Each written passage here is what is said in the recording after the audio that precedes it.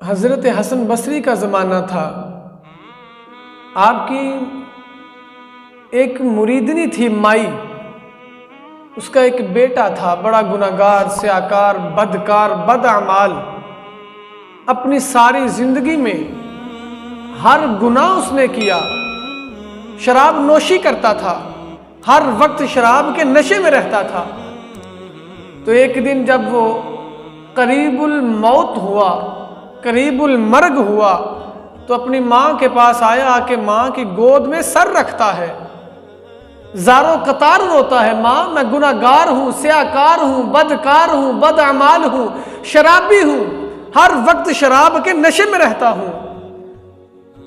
ऐ माँ, हो सके तो मुझे माफ़ कर देना, मैं तेरी नाफरमानी करता रहा, तेरे हुक्म को ना माना मैंने, अल्लाह के हुक्म को ना माना। है माँ, मैं अब मरने के करीब हूँ, मेरी एक ख्वाहिश है, उस ख्वाहिश को पूरा कर दे, मेरी आरज़ू है, मेरी तमन्ना है।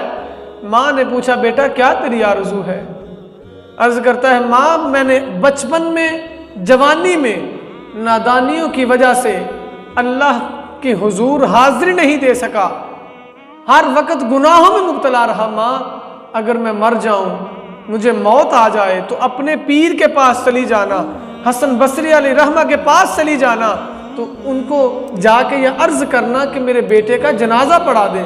माँ ने अपने बेटे के मुंह से जब ये मरने वाली बातें सुनी तो आंखें नम हो गई, आंखों में आंसू आ गए, क्योंकि माँ अपनी औलाद से बड़ा प्यार करती है। माएँ खुद तो कटने के लिए तैयार हो जाती हैं, मगर औलाद का दुख बर्दाश्त नहीं कर सकती। माँ इतना प्यार करती है। मावा दे दिल नरम गुलाबो कद सैन पुत्रा दी जुदाई। तो अर्ज की, माँ जाना उस अपने पीर की बारगाह में मेरे जनाजे की सिफारिश करना।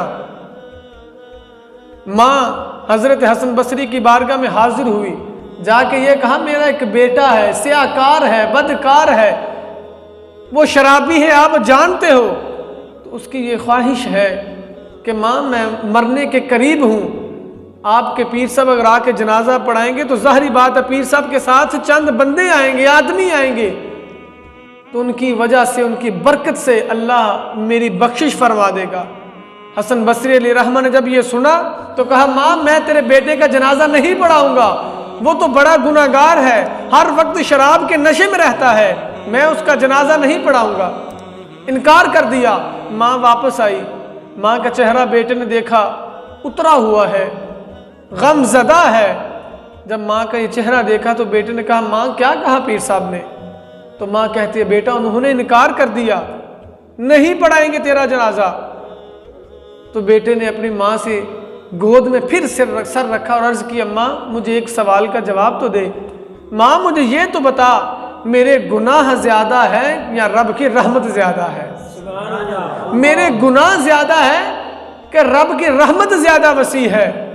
तो माँ कहती है, बेटा रब की रहमत वो तो गफूर रहीम है, उसकी रहमत बड़ी वसी है, लेकिन बेटा तूने भी तो कोई नेकी नहीं की, तू करीम लजपाल आका का उम्मती होने के बावजूद अल्लाह की बारगाह में नहीं गया, अल्लाह के हुजूर सजदा नहीं किया, एक बार भी तू मस्जिद नहीं गया, तूने मुझे भी रुलाया है, मुझे भी सताया है, अल्लाह की नाफरमानी की है, महबूब के दीन की इत्तिबा नहीं की, उनकी भी नाफरमानी की है। बेटा काश तूने कोई नेकी की होती, तेरा दामन नेकियों से भरपूर होता, और आज भी और क़यामत वाले दिन भी मेरा सर तेरी वजह से फख्र से बुलंद हो जाता।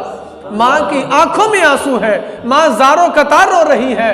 तो कहता है, माँ मुझे सिर्फ एक सवाल का जवाब दो, अगर अल्लाह तुझे इख्तियार दे दे कि ऐ माई, ये जो तेरा बेटा है इसका इख्तियार मैं तुझे देता हूँ, अगर तेरा दिल चाहे तो इसको माफ़ कर दे, तेरा दिल चाहे तो इसको दोज़ख में डाल दे।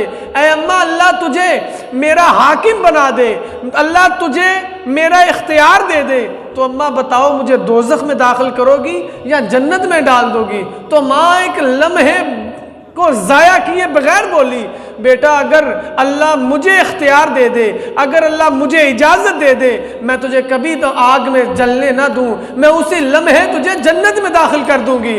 तो ये कहना था, आंखों में आंसू आ गए। माँ, एक माँ है तू, दुनिया में रहती है।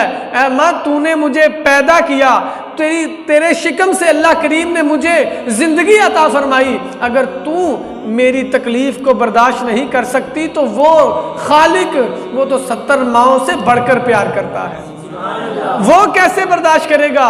फिर आंखों से आंसू निकले, शर्मिंदगी के आंसू निकले। नौजवानों, ज़ारो कतार रोया, अर्ज की मौला मेरी सारी जिंदगी गुनाहों में मुब्तला रहते हुए गुजर गई। मैं बहुत ज्यादा सियाकार हूँ, बदकार हूँ, बदअमाल हूँ।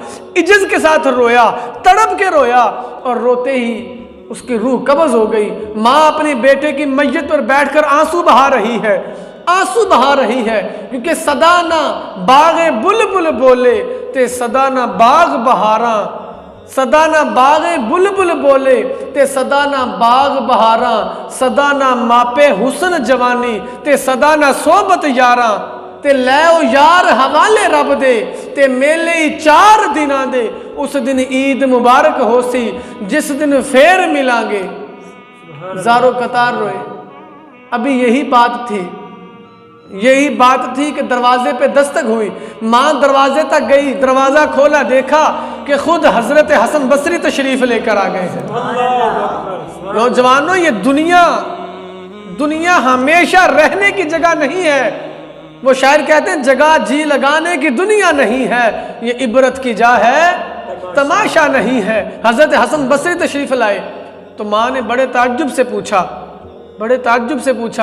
पीर साहब आपने तो कहा था मैं नहीं आऊंगा, फिर कैसे तशरीफ लेकर आए? तो पीर साहब कहते हैं, मैं सोने लगा था जब तू मेरे पास आई। तुझे जवाब देने के बाद मैं सो गया। जब मैं सोया तो ख्वाब में कोई आया और आने वाले ने यह कहा, ए हसन बसरी तू इधर सोया हुआ है, उधर मेरे यार का इंतकाल हो गया, मेरे प्यारे का इंतकाल हो गया है, उठो जाओ जाकर उसके जनाजे का एहतमाम कर दो, उसके जनाजे का एहतमाम करो। ये है अल्लाह की बारगाह में इज्जत का आंसू, आजिज़ी का आंसू, माफ़ी और इस्तिग़फ़ार को तलब करने का आंसू, जिसकी कीमत अल्लाह की बारगाह में बहुत है। ऐ अम्मा, तेरा बेटा अल्लाह की बारगाह में जो रोया है, उसके एक आंसू के कतरे ने उसके तमाम गुनाहों को बख्शिश को, तमाम गुनाहों को, उसके तमाम गुनाहों को ख़त्म करके उसको बख्शिश में तब्दील फरमा दिया है।